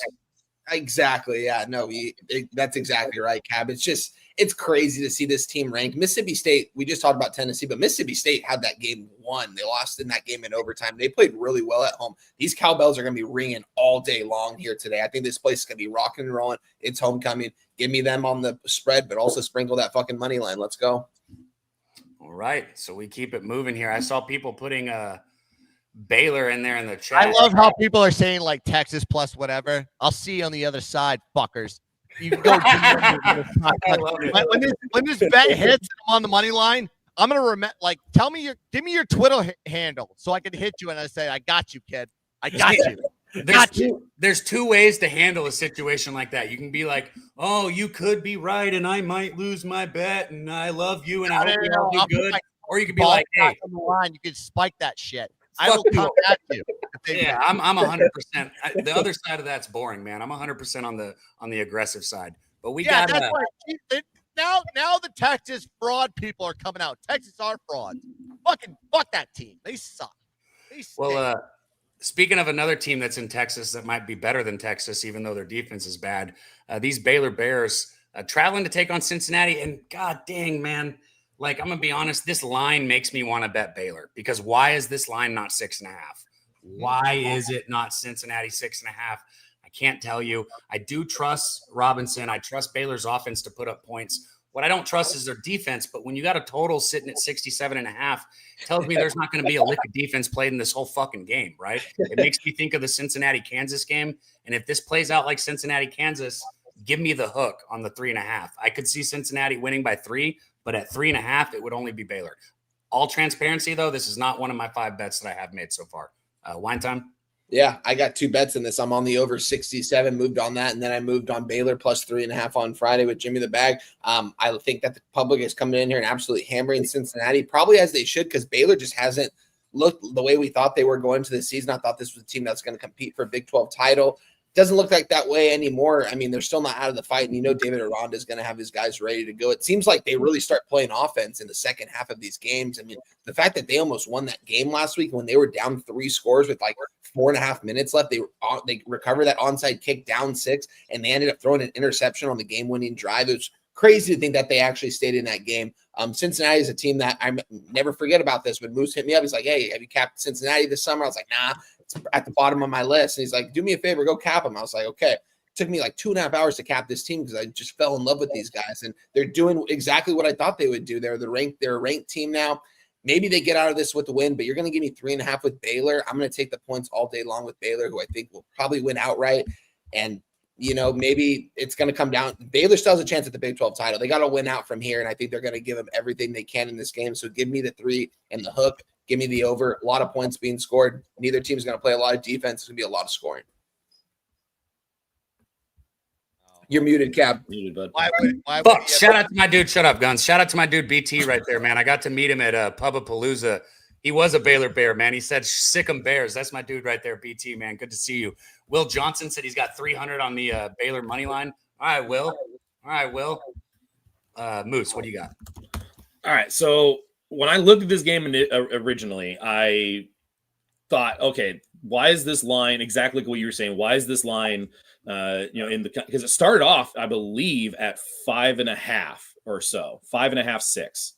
So it's kind of like, okay, why is it not at the 7? Like, it feels like this should have been kind of a touchdown game, and you can bet down or bet off of it. The index does like Cincy as an 8-point, 6-point, 8.5, 6, 14.5, or a 6-point dog. The market, though, this week was crazy. You had money on Cincinnati, like basically all week, and the line was going down to Baylor. I can't really go against my index at this point. There's no real trends in terms of the coaches. Aranda as an away dog is kind of, he's decent. Satterfield as a home favorite is decent. I do think that there's probably going to be points here, but these defenses also are very capable of locking in. Dante Corleone has had some injuries this year, but the latest I see is that he was back practicing and he is playing, if not playing consistently. He's missed some games, but he's back and playing. That's a huge part of that defense, especially up the middle. I could only be on Baylor here, but the index telling me that this is a Cincinnati as a touchdown favorite is keeping me off. So I'm going to be off of this game, but I would lean Baylor. Guns. Look at that. I mean, you guys like debating on the side and you're a little bit of a coin flip. Look at that total, 67.5 right now. Go look at the statistics of like these two teams. They're over teams. You have a team with Cincinnati. I think they're on a 3-state over streak, but this is the highest total that they've seen on the year. You look at the Baylor side was that. But you look at the Cincinnati side. Cincinnati is on an over streak as well. 5-1 to the overs in the last 5, and this is the highest total in any one of Cincinnati's games. They have never surpassed 60 points until today. I think we're going to, regardless of the spread, we're going to see a high-scoring game here. And Rant said it, over will cash today. And I think it's going to be 100 points in this game. Might be the highest-scoring game in college football today. Baylor, Cincinnati in the Big 12. We're going to see that pseudo Pat Mahomes versus Baker Mayfield type of scoring here today, like back in the day. If anybody remembers that one in the Big 12, over. That's the only way you play. I do like the over in this one. I'll put up this one here. I don't have action on it, but I can, intro it with the fucking ref getting kicked out. The SEC ref getting kicked out for the calls in the Auburn-Georgia game is wild. And then if you go back a little bit further to the Auburn-Oklahoma game, Auburn has been screwed more than anybody I think I've ever seen in college football this year, if we're being honest. They have their problems. Jackson Arnold, I don't think he knows where to go with the football. I don't think he understands how to run an offense. And I know for a fact he holds the ball too long. Even though Auburn's offensive line has issues, he holds the football too long. I do not like Hugh Freeze. I do not like the play calling design that Auburn has. All that being said, they have an outstanding defense. And Arkansas has an outstanding offense. So what should the two show through here? I know there's going to be a lot of weather, and that might hinder, some of Arkansas's abilities here. Taylon Green out of the backfield, it's been an auto bet. His rushing prop has been an auto bet for me for almost 2 years now. And I stayed off today because I think Auburn is going to get home. I think the weather is going to play a factor. I think this is going to be an ugly football game that goes under this total here. And I would probably take Auburn at the +3, but I did not bet this one. Moose, you got any action here? No, you're right there. I mean, I think this is kind of right where it needs to be, but the market, just going through it, has both trackers. So both the PFF and the WT are both on Arkansas getting tickets and cash, and the line has moved. I mean, it opened, I think, at a +1 or potentially just like a pick 'em, and it has moved all the way to a -3, -2.5. And here's the deal, like this is one of those kind of teaching points. When you see a line moving up or down through a critical number, getting to the critical number is kind of a yellow flag. But once it crosses a number, it turns into either a green or a red. If you are looking for the side on this, if the number crosses the 3.5, you're going to want Arkansas as the favorite. If the number stays 3 or 2.5, you're going to want to probably lean Auburn as the favorite. Just because there was money going to Arkansas, but it didn't push it across the key number, and just vice versa, there was enough money on Arkansas that it pushes it across the key number. So I don't have anything on here, but hey, a little teaching moment, a little ability to kind of talk about how you do some line evaluation. So there you go. Hey, you guys are close to that 150 likes for the giveaway. If everybody in here, because we still got over 200 people, if everybody hits it, you'll be there and you'll get it. So hit that like button. Guns, what you got? I like that Moose gave a teaching point. We don't have to bet every single time. And this is one of those games, in my opinion, not to bet. It's very alarming that Arkansas is the favorite here. And I just don't want to back them, knowing that Sam Pittman got fired. They're going with an interim coach. There may be a motivational factor here in a lot of these cases, but we're already 1 or 2 weeks in with the new interim coach. And Auburn, has struggled, and maybe it may lead to the firing of a head coach and Hugh Freeze. I don't know if that's the case or not, because I feel like what is Auburn's options, knowing that there's so many good job openings in college football with Penn State and Florida. I think this is one of those spots where we need to pass. I think there is going to be opportunities down the road where we can just take a lot of these Arkansas overs. Their offense is electric. Their defense stinks. And I think they can go back and forth with a lot of teams. Is this that spot? Absolutely not. Auburn relies too heavily on the quarterback rushes than they do on their running back rushes. So I'm going to pass on this game. Holy shit, Guns. You just made me think of something that I might have to bet. I'm with Arkansas, guys. I got in at the -1 on Tuesday, plus 100. It's up to a 2.5, 3, guys. I mean, if you didn't get in at the 1, I wouldn't get in now. I think it's very telling that this line is moving towards Arkansas. I think Arkansas is going to be able to name their number against this Auburn team. I mean, Arkansas almost A&M. I mean, Arkansas was able to move the ball against a good defense. Auburn's got a good defense. I get it, but I think Arkansas absolutely takes care of business today. This is probably going to be the game they win this year in the SEC, kind of similar to Kentucky. I think this is going to be the one game they get. I'm on Arkansas -1 plus 100. I wouldn't move on it now at -3, but I mean, if you got in early, let's go. But I know we're kind of we got to get our guy Gorky on here soon. And that's all the games for today. I know Moose and Guns might have a couple more. Damn. Well, I wanted to look at fucking Jeremiah Cobb's prop. What do you think? What do you guys think his number's at? He's averaging 80 yards a game this year. What do y'all think his number's 52.5. I'd slam the fuck out. No, it should probably be 90, I'd imagine, approaching 100. I 100. would say 80, 81, 99.5. Yeah, all right, there you go. Over? So, perfect. No, that's an overlook. That's an overlook. Nailed it. Thank you. Thank you. Yeah, Moose is sharper. Anyway. What did he say? He'll give 100 if it hits. What do you need, Will? I got you. Yeah, it's going to hit. Let me know what you need. I got you, bro. You already know I'm going to hit. Let's go here, man. Let's go here. It's about that time. My number 3 Texas A&M Fighting Aggies traveling to Death Valley to take on the LSU Tigers here, ranked 20th. Look, A&M hasn't won a football game in LSU since 1994. I don't think they've ever won a night football game at LSU. They blasted LSU in the blackout game at home last year. So there's a revenge factor coming into this for LSU.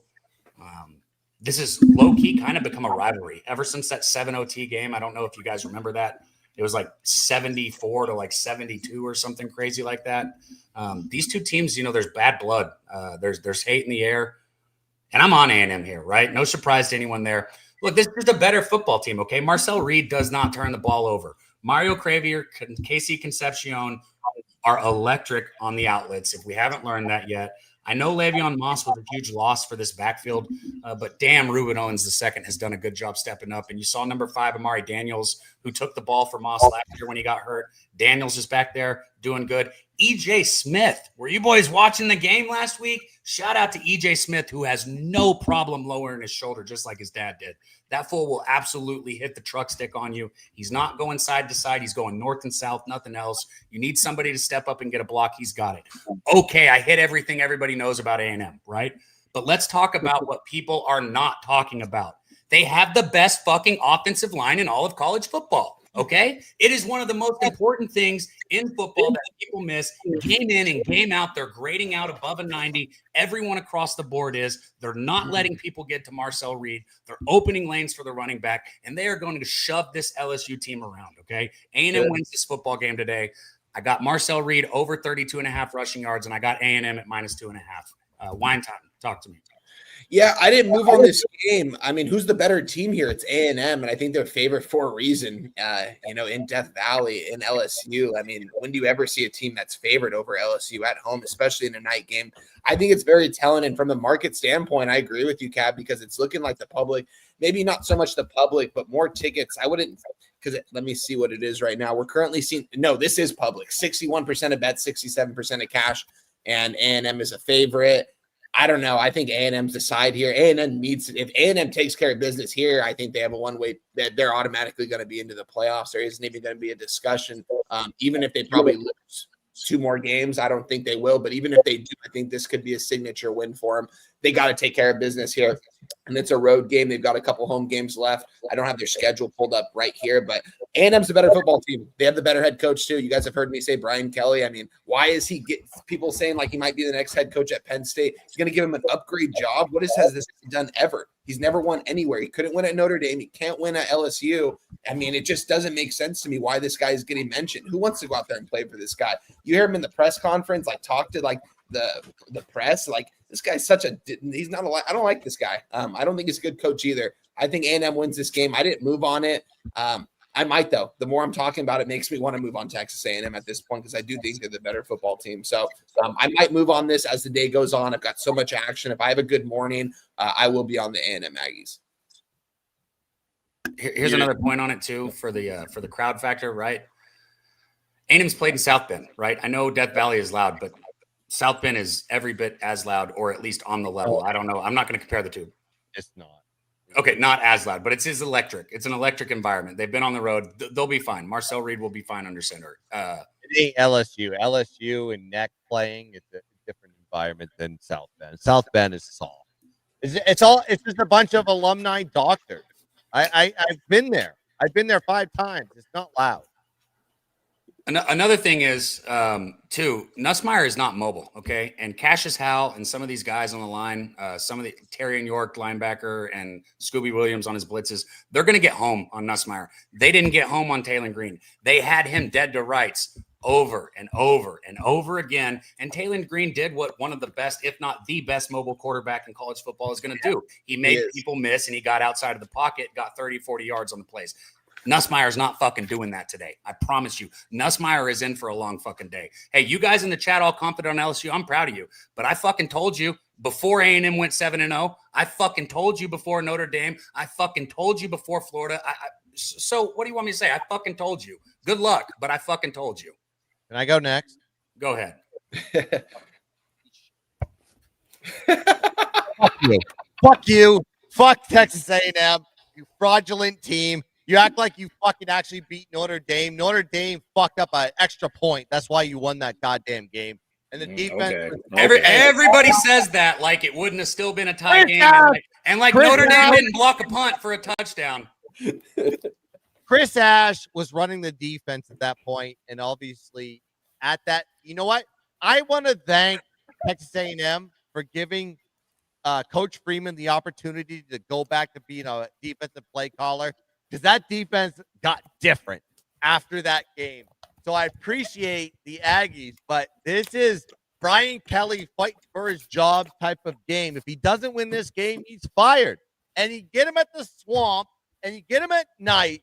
And if you're going to be fading LSU when they're just blaring neck, you're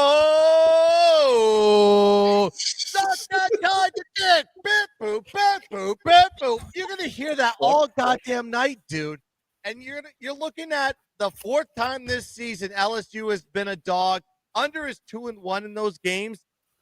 If it is an LSU spot, it's going to be a low total. Also, A&M is 5-2 to the over, but 2-0 to the over on the road. So lowest total of the year for both teams. Give me the under and give me LSU on the money line. We're not playing with spreads here, kid. Either Brian Kelly wins or he gets fired. But guess what? Mike Elko don't need to win this game. You guys are 7-0. God damn, you're still talking? Jesus. Yeah, that joke's really got its legs to it, don't it? Oh, God damn. Did I recycle it? Fuck. Anyways, thought that died. All right. I didn't realize that Beep Boop Bap Boop was going to make it into the cap today. That's pretty impressive. So shout out for throwing out some gibberish into the cap. So impressive, maybe ? Here's the thing that I see is the index loves LSU for some reason. The LSU is a 2-point favorite, 2.5-point favorite, pick 'em, 3.5-point favorite, 1-point favorite, minus 8.5-point favorite. That is on the Phil Seal preseason power rankings. The market did flip for the most of the week. It was Texas A&M very heavy.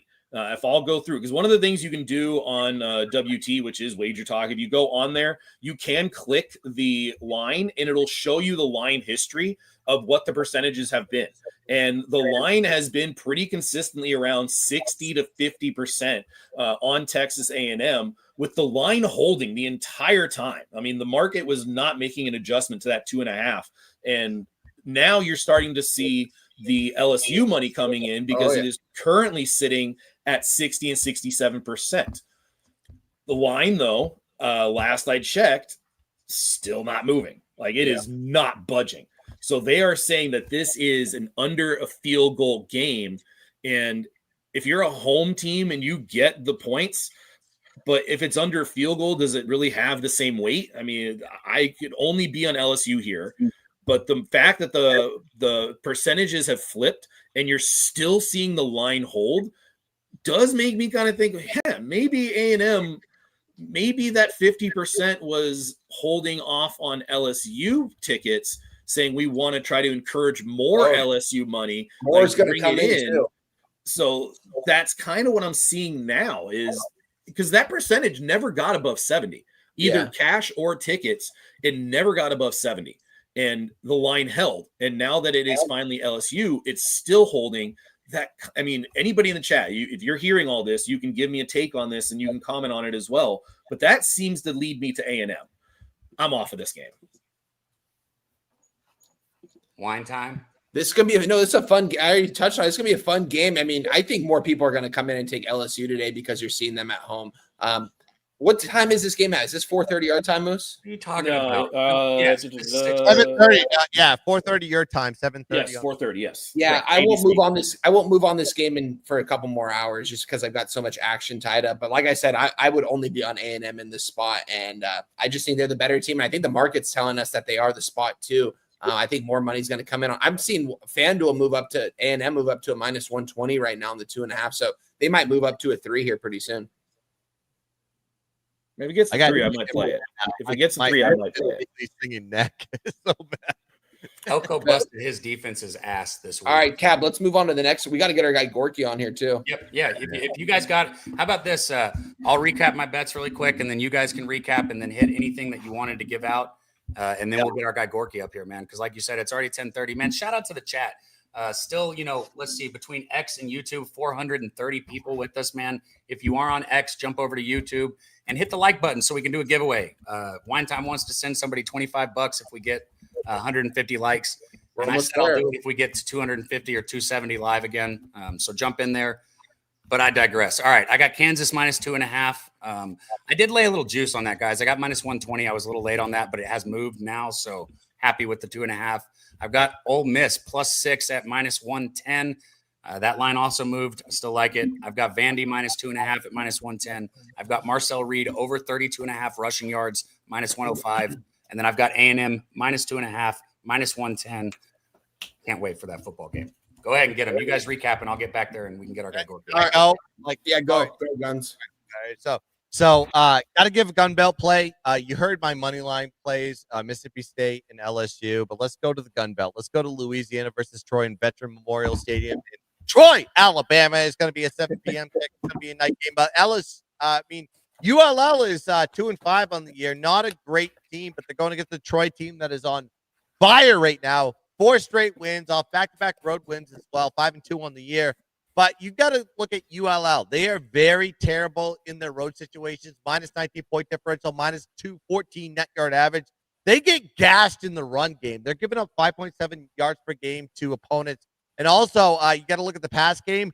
ULL has given up a whopping 70.8 pass completion rate, 262 per game, conference opponents. Bad defense.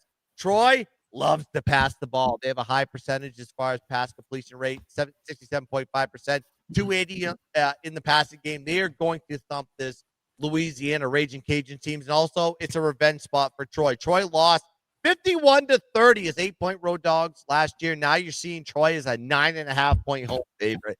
Line correlation all the way across the board. By the way, first time Troy has been a home favorite versus an FBS opponent this year. Highest favorite line for them all season long.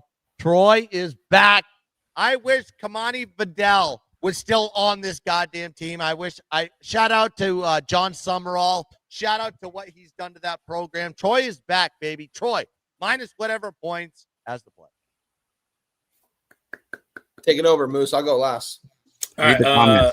You know what? Let's keep it in the GUN belt. Let's go to Georgia Southern and Arkansas State. So one of the things I tweeted out last night was that there was a line I wanted to monitor for this morning, and it was Arkansas State. Butch Davis as a home favorite, not ATS, but just straight up, is 9-1 as a home favorite. But I will throw this out. 5 of those games were against FCS opponents. So in terms of just versus FBS, he is 4-1 versus FBS. Clay Helton, there is something that is very well known by the gun belt viewers out there, is that Clay Helton on the road is buns. He is cheeks. He does not do well on the road. As an away dog, he is 6-14 straight up. Now, there is a bunch of money coming in on Georgia Southern. Both of my trackers, both PFF and WT, both have money and cash coming in on Georgia Southern pretty substantially. I'm talking in the 80 to 90% range for cash and the 60 to 70 range for the tickets. But that line has gone to Arkansas State, and that line, that reverse line movement, and you're seeing that trend.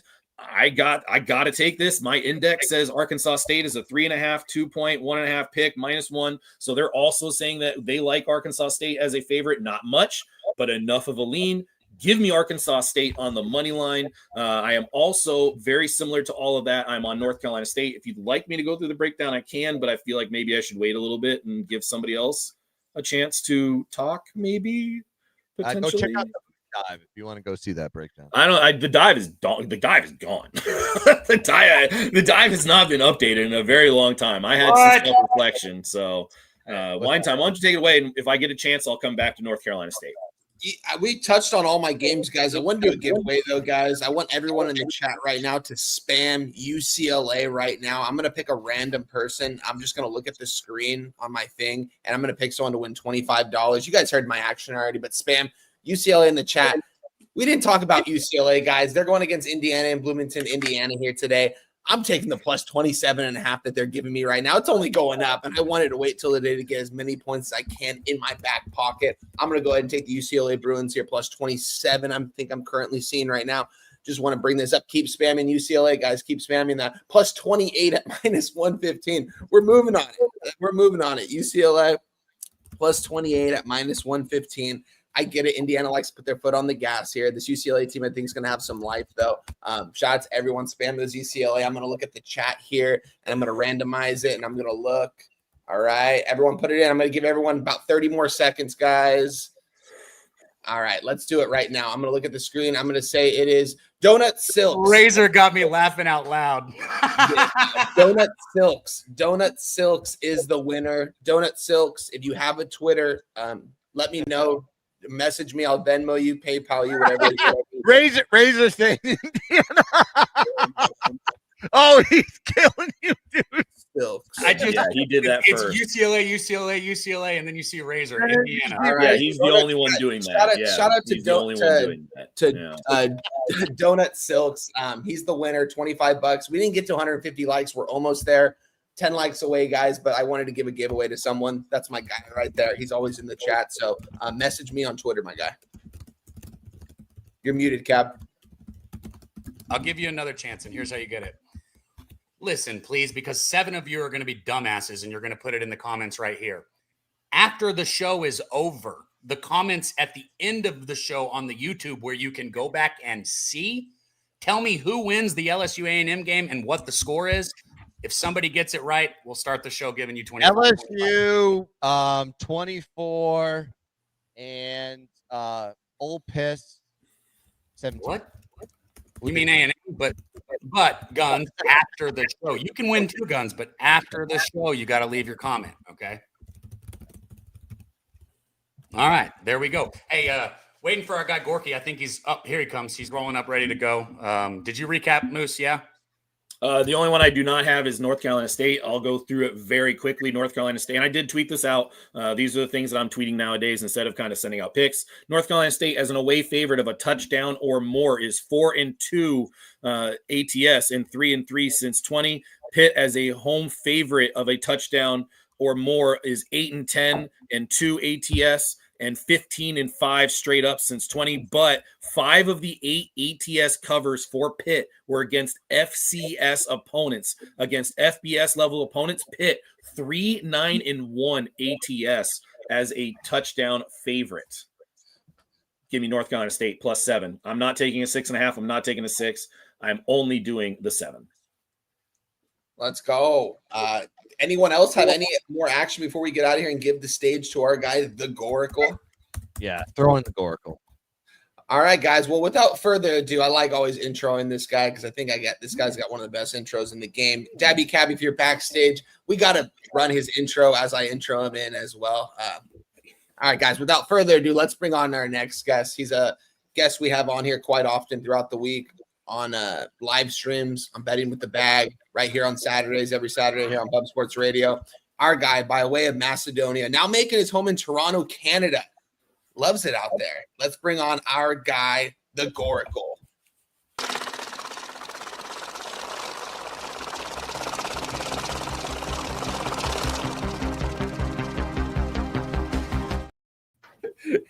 Let's go.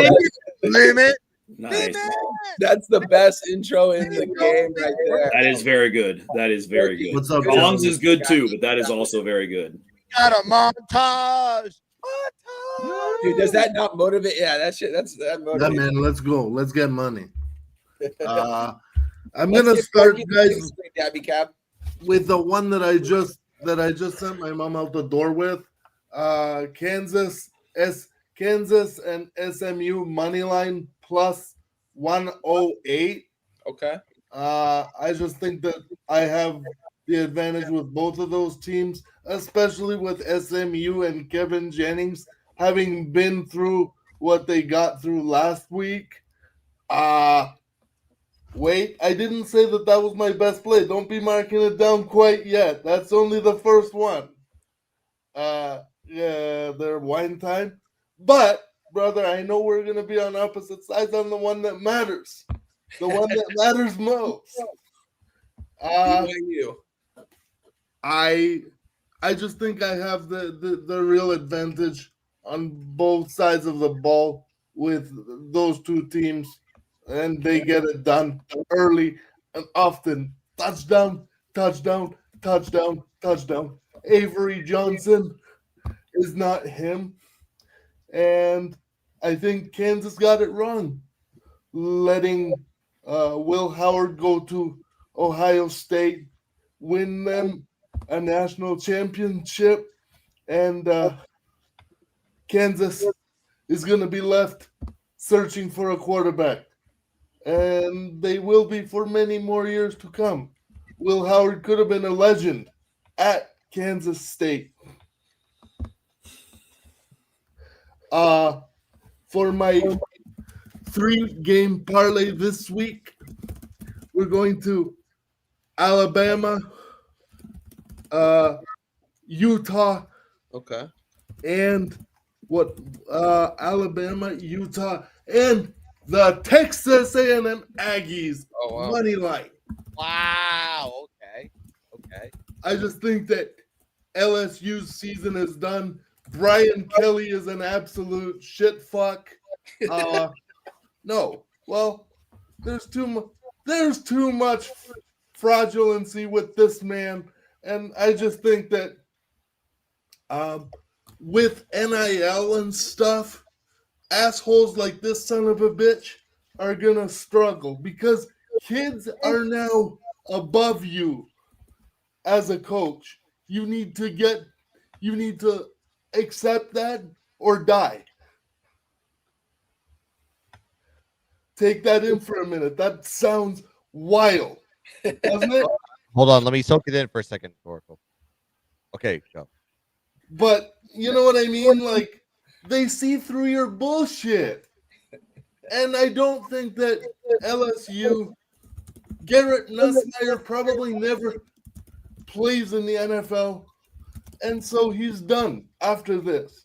The poor guy has played the entire year with some sort of torn muscle in his shoulder. I am sure of it. I love it. I love it. And in terms of my single play at 3 o'clock, the BYU Cougars, because they are men playing in a boys' league. They are men every year because they're 27 years old as juniors. Let's fucking go. There you go. Yeah. You're not wrong, Gorky. You're not wrong. And they're still virgins, too. Well, that goes without saying. That's why I didn't attack that angle. Shout out to you, Gorky. Shout out to everyone. Gorky, is there anything else, any other action you want to share before we get out of here? Boys, I got my ass kicked yesterday by the Blue Jays. I got my ass kicked by the hook on the team total in the CFL. So fuck me. I have a CFL play. The BC Lions to go into Saskatchewan and win by 13 plus points. Only BC needs it, but they don't need the spread. So I would absolutely just focus on college football. College football is a beautiful game. Yes, it is. Let's stick to it. Let's go, Gorky. Love the addition of you always coming out, closing us out, giving us your action. You went 4-0 last week, guys. I tailed him on that money line parlay for plus money. So shout out to the Goracle. Don't take BYU. Oh, I will not take BYU. I'm already on Iowa State. No. We are on separate sides. I understand. That money line parlay with Bama, Utah, and A&M, because that way I could kind of tail that parlay, and then I could tail Cab on the A&M side.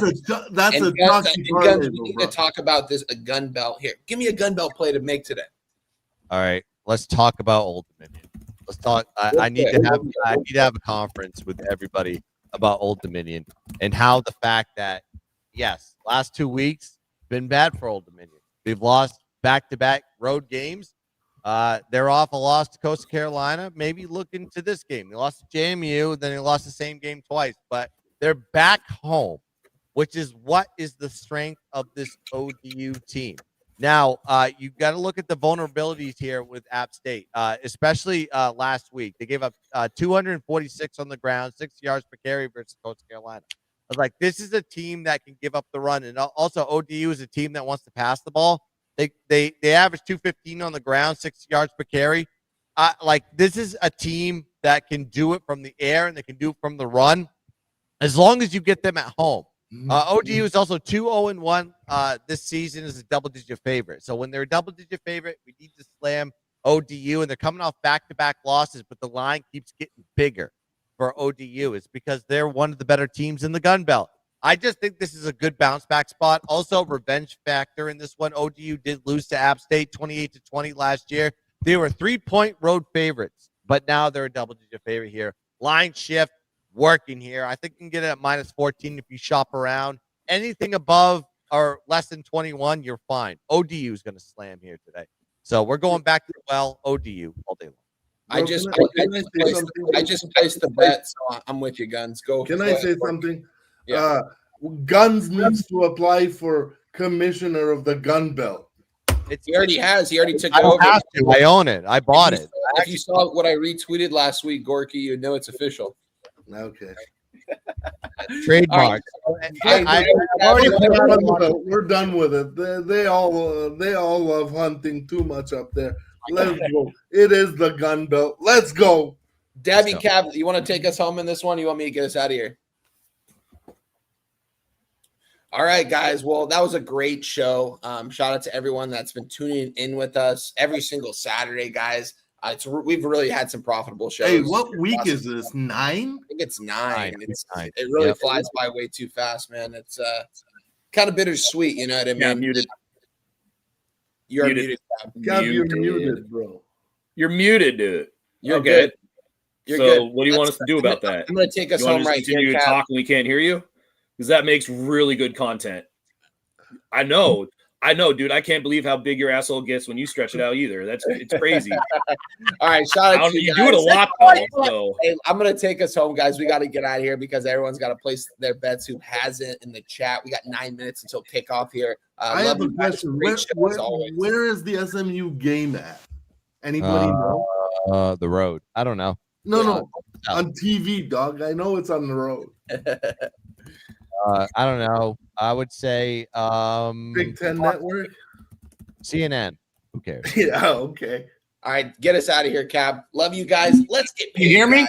Yeah. There we go. Oh shit. Oh damn it. What the fuck, man? It wasn't muted. It was here the whole time. Thank you guys. Remember, after the show, guess the score of the LSU A&M game. Who wins and the score? If you get it right, we're going to send another 25. If you were the winner, Doug, hit DM. Wine time in his DMs, man. Shout out to you. And thank you guys, man, for rocking with us every Saturday. I fucking love being up here with you guys on stage. All you guys in the chat. There's nowhere else I'd rather be. Now let's go get paid. Let's go, boys. Let's have a great week. Peace.